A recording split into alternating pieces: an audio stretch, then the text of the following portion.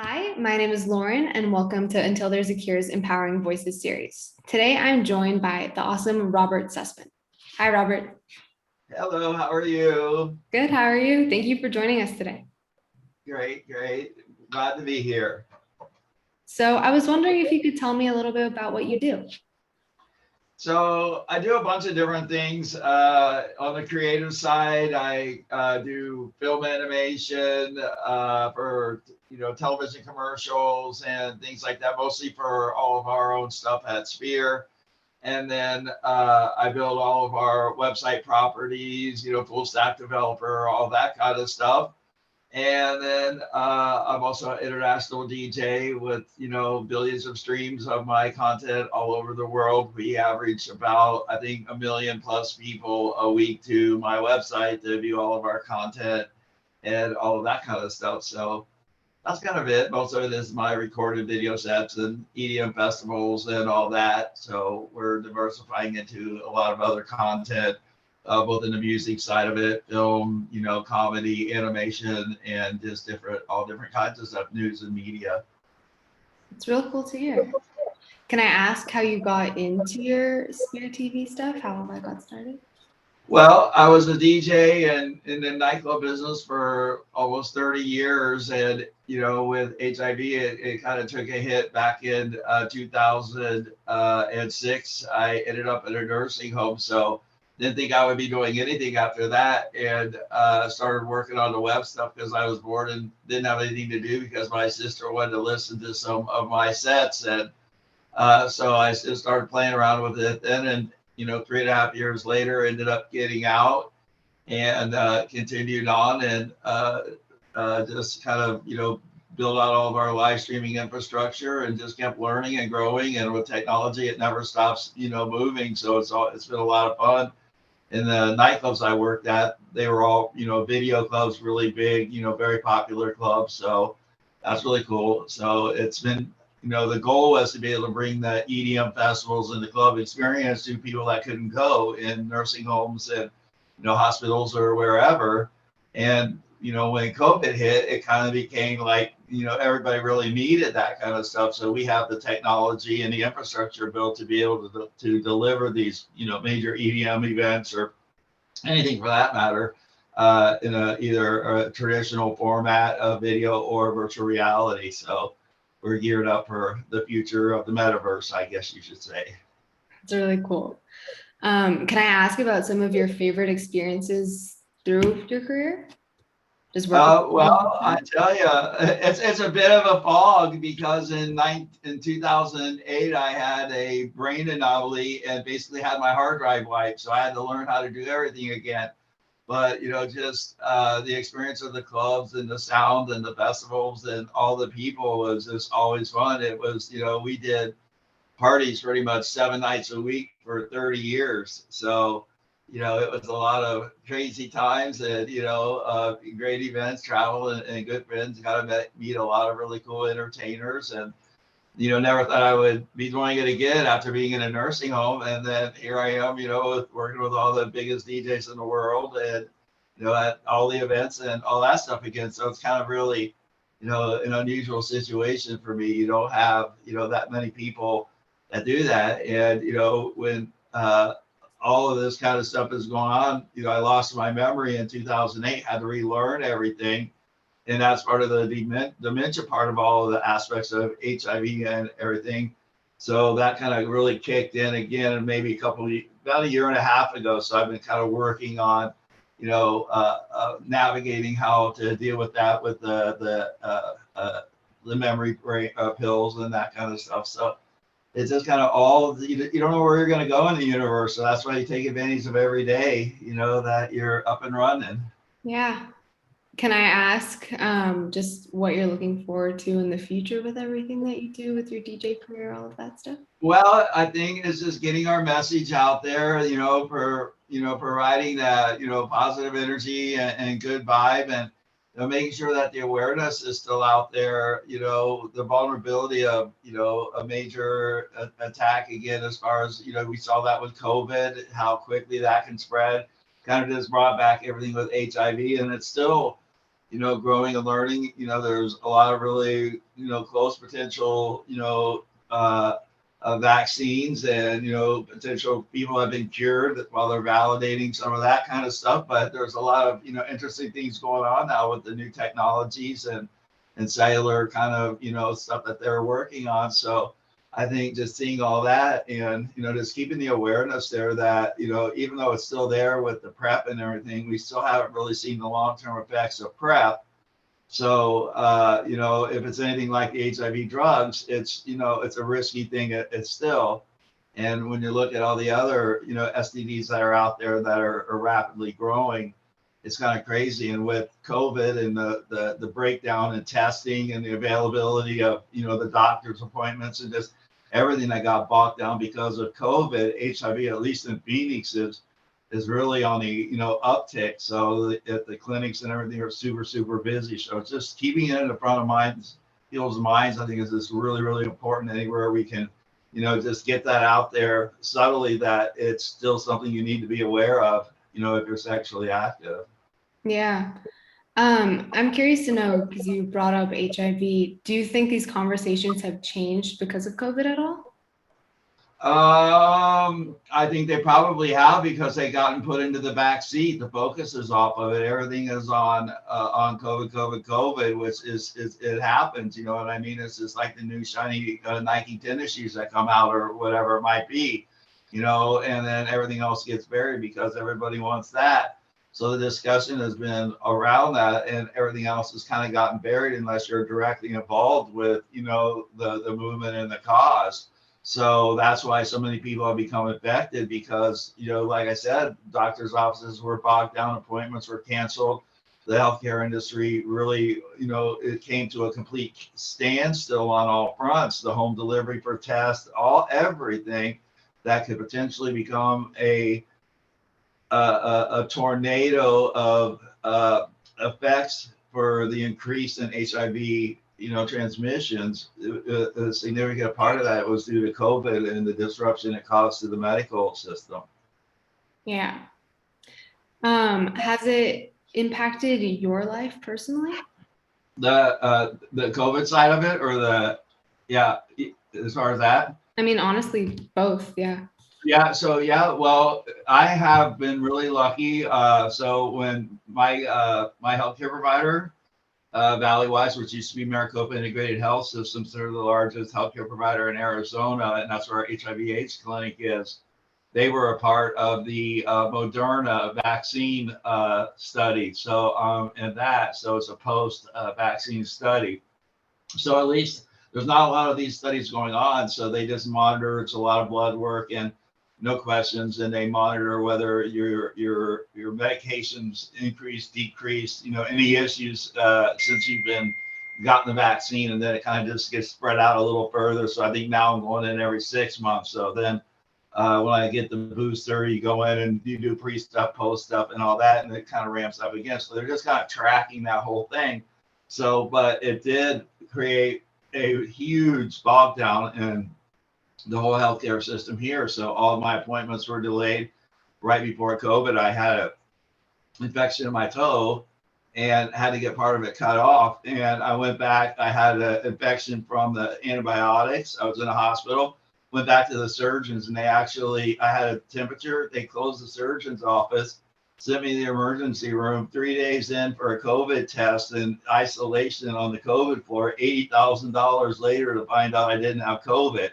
You know what I mean? So it's just like crazy, what's going on with all this kind of stuff. So and it's because you can't communicate with your doctors. It got to where your only option was the emergency room because you couldn't get a hold of anybody. And they were still ramping up for telemed. The good thing is telemed and remote working and all that has greatly increased to get better medical delivery faster and all of that kind of stuff. So I think there has been some good outcomes, although it was bumpy to get to this point. But I think we're going to see ongoing a much better system because of telemed, as long as the health insurance companies continue to cover it. Because it's the easier it is to see your doctor, the less appointments you miss, the better your healthcare outcome will be. Yeah, I'm curious to know, even before COVID, how has this stuff with healthcare and HIV and all that stuff just has it improved over the last few years before COVID? Well, it's Same. let me yeah. So it's been an interesting thing. Let me go back. So I was diagnosed, and all we had was AZT. So if I had gone really a few more weeks, and maybe it wouldn't have even taken that long, I wouldn't have been here. And that's when Crixivan came out. It was like a football size. It was the first, I think it was the protease inhibitor that they called, and that was part of the first combo therapy. So I got on that, and that because I was at like 40 T cells or something, it was like really low, and that's what like got me turned around to the next drug. So every time that I've had an issue where I become immune to the drug or one of the components in the therapies, you have to switch up. So luckily, every time that would happen, a new round would come up so I can switch to the new thing. So I was really on the last bit of that with Truvada and those drugs. And then Biktarvy and a whole new class of drugs came out that got me to there where there was nothing in them that I could be immune to. So every time that I have an issue with my HIV meds, then a new med comes out that saves me at the last minute. You know what I mean? So it's been you get that little life raft every time the drugs come around. Then I'm estimating that I have if you look at the insurance bill, there's been over $1.5 million spent just on HIV drugs alone on me. That's a lot of money. Yeah. Yeah. Can I ask how you got to know Until There's a Cure and Nora and everyone?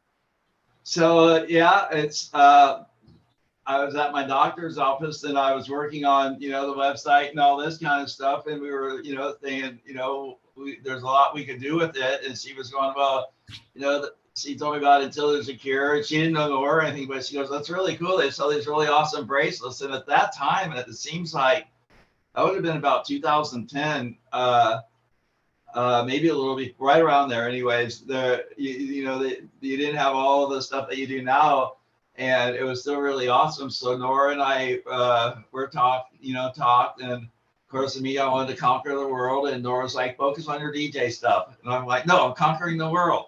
And then it's like, focus on your DJ stuff. So she's always been kind of a rock back there, and then we did an event in New York City, I think in World AIDS Day 2012 in Tribeca. That was a lot of fun. So we got that. That was my first gig in forever. And I think I was still like 500 pounds. I had weight loss. I picked up all that weight when I was in the nursing. I went in at 195 and came out at almost 500. And in 2016, I had the sleeve surgery. Now I'm back down to 195 again. So it's been a lot of stuff go on. Wow. But so I've been working with Nora forever. And as with the COVID stuff, the whole nonprofit sector was buried again, just the same way like the doctor's appointment, all focus was on things people were off. The nonprofit, sector employs over 10% of all American workers. So that's a lot of people that were displaced when all the funds just totally stopped, and all the businesses that supported them, a lot of those are in the entertainment industry, nightclubs and things that are doing fundraisers and all that. Well, most of them are closed now. So it's been a huge refocus, how to recover and all that. So that's when I, reconnected with Nora, so we can really ramp this stuff up. We've got the technology to, put all this stuff in place for us, whether it's the commercials, banner ads on our websites, or whatever it is, to continue the message, and with our live streaming and events and that kind of stuff. Can you talk a little bit about what you're planning on doing with Until There's a Cure in the future? Because I know you mentioned that to me. Well, right now we're working on, getting into some of the EDM festivals and other events, and then creating content, and partnerships with our DJ relationships for live streams and fundraisers and anything we can do to drive traffic to the site. we're dedicating, a significant amount of our revenue through the website to go to Until. So we're working on all that kind of stuff. And then we want to launch a 24/7 channel for Until that will start out probably with, like 8 hours of live content a day that will repeat twice as we continue to grow the content and the resources for the news things. So it'll be a mix of HIV AIDS news and everything kind of related to the projects that Until is passionate about around the world, and which includes music and all kinds of other stuff, because there's a lot of music around HIV AIDS, and that inspires everything, and with the fundraisers and anything we can do to help in the live streaming side of stuff, technology side is what we'll be doing to support Until. I'm really curious to know, how have these conversations you've been having about HIV and AIDS with Until and even with people outside of the nonprofit just affected your life? Well, it's always positive because most people don't even realize it's an issue. They think, there's all the PrEP and all of that kind of stuff. They don't, realize it's just as dangerous. It really hasn't changed at all. The only thing that's changed is the perception. The drugs are still there, but if you get it and don't have the health care, you're going to not live. There's no two ways about it. So, the infection rate is so high right now globally because of the COVID disruption and the pipeline supply of everything. And the concern is if they don't have the meds to take care of it, then, we're going to see another major outbreak again. And there's, talk about variations and all kinds of stuff like that. So, the PrEP is it's a bulletproof vest, but it can still be breached, and it doesn't take a lot for you miss doses or all that kind of stuff that we could see another big outbreak. So I think just keeping it in the front of people's mind is the most important thing right now, that it is still out there. It is something you need to take serious, and if you do become HIV positive, then you need to have a plan to take care of it. So, but I think now it's a little easier for people that there is proper treatment available. When I got it, you were going to die. They told me that 6 weeks or less I would not be here. So you know what I mean. So, and it was on Halloween day when I went in, and it was an oncologist that told me, because I don't even think we had HIV docs yet. And we went in and they had it written on a little pad, HIV positive. That's how they told us. So, and, of course, my family and my parents were with me, and that's how we found out. And luckily, my parents knew a HIV or an infectious disease doc. So he was able to, research it for us and get me on whatever we could at the time. So, but I think going forward, we're in a good position to, just keep the word out there. That's all we can do. Yeah. I'm curious to know, why do you think society even today is still so unaware of these issues surrounding HIV? Because if it's not hitting you in the face these days, you're not seeing it. Everybody's attention span is 2 seconds or less. It's a headline and a 3-second roll on Facebook, and if it doesn't grab your attention that, one of your friends or somebody is directly affected with it, you're just not even going to see it anymore. And I don't know what they're doing education-wise in the schools these days, but, I know that with social media, it's not been a really good thing.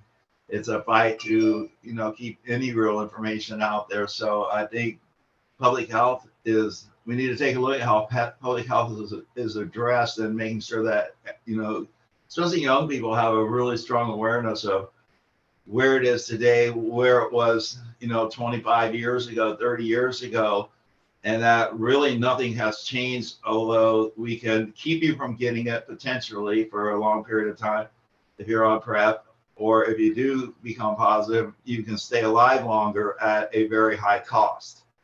So, and, like I said, $1.5 million for me, that's just in HIV drugs. I'm guessing all the medical related expenses are over $15 million. So the hospitalizations, the nursing homes, and all the other meds and treatments that were a direct result of being HIV positive.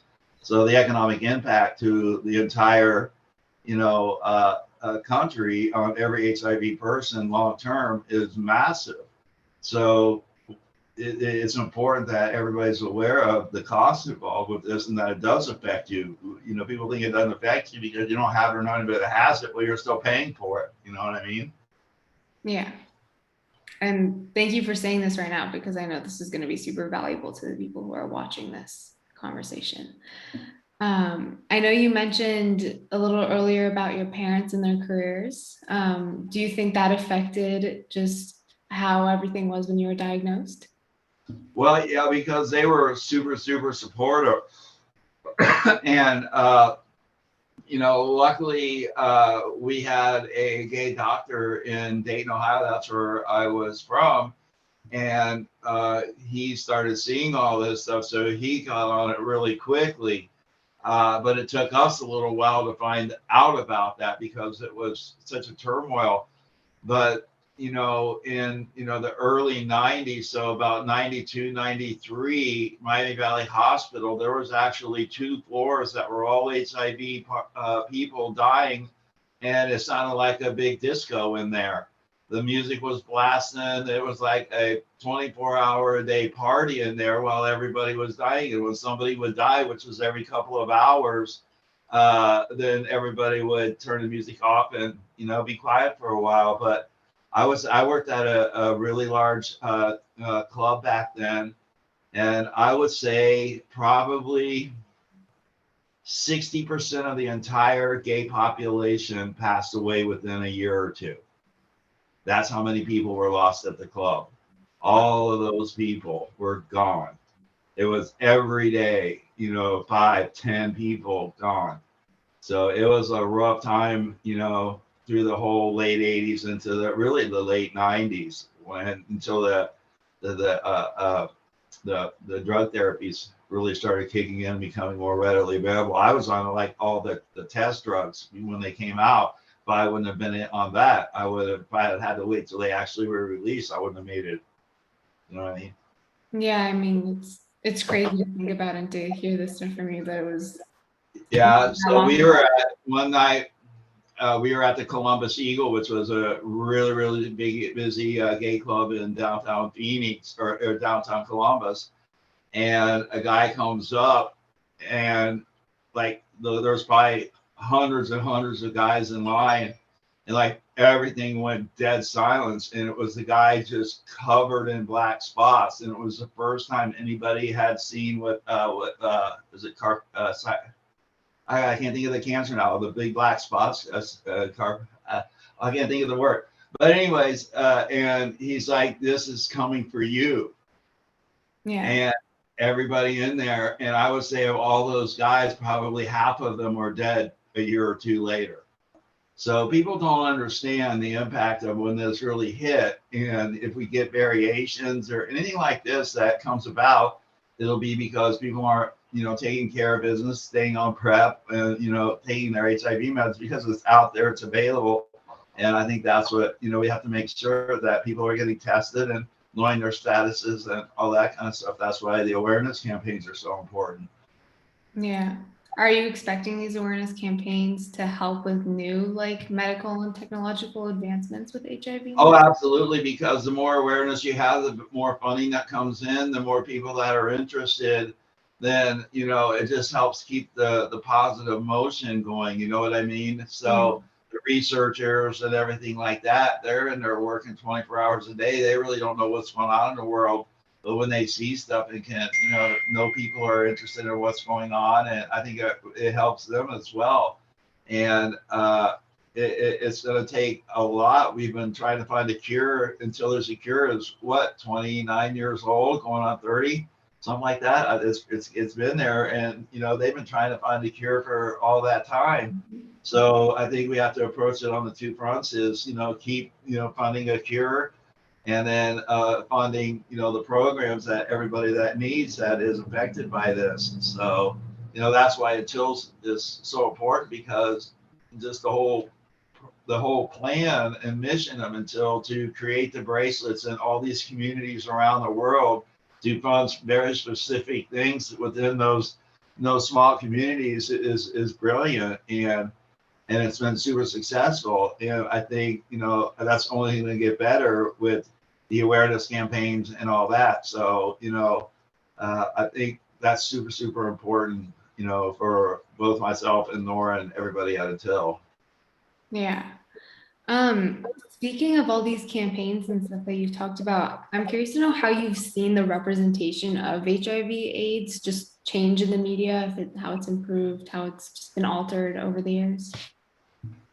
Well, I think it's become it's almost like it's pretty buried. It's not, you almost never see it in the news because there's a pill for it.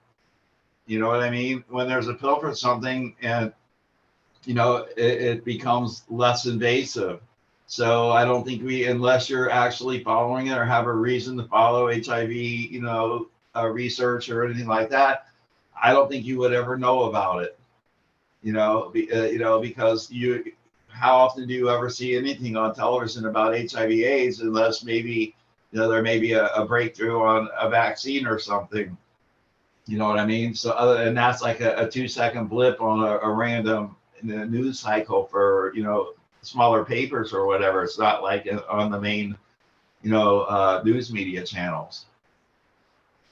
Who do you think is the most important group for this information to reach? Well, I think humanity. So everyone is important because you've got to, the old folks like me, they need to teach the young folks like you, and you need to teach your children and their children this whole what's gone on with this, just like everything else. And that's, with the change in, social media and all this stuff, people aren't sitting with their grandparents and, talking. They're, they are there, they're on their phones and everything like that. So communication and transfer of knowledge from generation to generation is really important. So it's important that everybody knows that because it still affects everybody. A big infection rate is seniors because they think they're okay and they really don't care if they get it anymore because they're ready to go anyways half the time. So risky behavior and, drugs and alcohol all play a big role in all of these things. So, there's the psychological things, and I think that's something we've yet to even see roll out post-COVID is all the behavioral health issues that will potentially take years to start, showing the impact that people had from being isolated, not getting proper treatment, and not having their proper social interactions that they were used to, and then basically have to redesign your whole life and process. As a part of that, another thing I think that is good about what happened with COVID is it shook everybody up to make them realize they were not prepared for pretty much anything. I would say that the poorer you were, the better prepared you were because you didn't have as much to lose. The folks that, had all these, big loan payments and everything else and their whole world stopped, they were in a, I think, more difficult position because, they thought they had everything covered until it stopped, you know what I mean? And that's when you realize how overextended you are. So I think, if people need to get back on a more minimalistic approach to life and their finances, and, it's always been my biggest thing is, when you get into a situation like this, you're on Social Security, disability, or whatever, until I'm not sure how long ago they put the return to work thing in the Social Security. So that you can actually go back to work, but you couldn't get insurance, you couldn't get health insurance. So until I think Obamacare, when you could then, get your health insurance moved over, you could finally get out. So, not only was HIV, a sentence for, you had to fight for your life every day, but then you were no longer able to work because even if you were healthy enough, you couldn't work because you couldn't afford insurance, $3,000 or $4,000 a month you would have to pay out of pocket. So it created this, 2 different kinds of prison camps within the whole HIV community because of being on disability and then being stuck. If you were in a nursing home, when I was in a nursing home, I got to keep $40. So that was my expense money when I was in a nursing home. So it's kind of a mess. And that's what people need to understand that, you really need to take your health seriously. And that's why, taking care of yourself, prep for this abstinence, is definitely something you need to seriously consider. That was very well said. Is there anything that you just really want the people watching this to know? Any message you want to put out there? Yeah, there's a target on your back and it has HIV on it. And if you don't take care of yourself, wrap the willy and do everything you need to do to stay healthy and, you know, try to keep a positive attitude about it. You know what I mean? Talk about it, discuss it, because there's probably friends that are dealing with it that you have no idea because they're afraid to talk about it. You know what I mean? The stigma related to all that stuff, even today is pretty traumatic. I have some younger friends in their, you know, just turned 30 that are positive, and they, even with all the advancements, they were probably more stigmatized than I was. I think because I'm not exactly sure why, but they definitely took it really, really hard, and they still have problems every day with it. So it's, you know, important to know that it's there, and that, you know, if you're, you know, playing in the playground, you're, you know, you're susceptible to it. So just mind your P's and Q's, I guess. All right. Seriously, thank you so, so much for taking the time to do this and speak to me and speak to all the people who are going to be watching this. So thank you so much. Okay, awesome. It was really amazing hearing you speak about all of this stuff. So, Okay, well, thank you for taking the time to chat with me. thanks. Hey.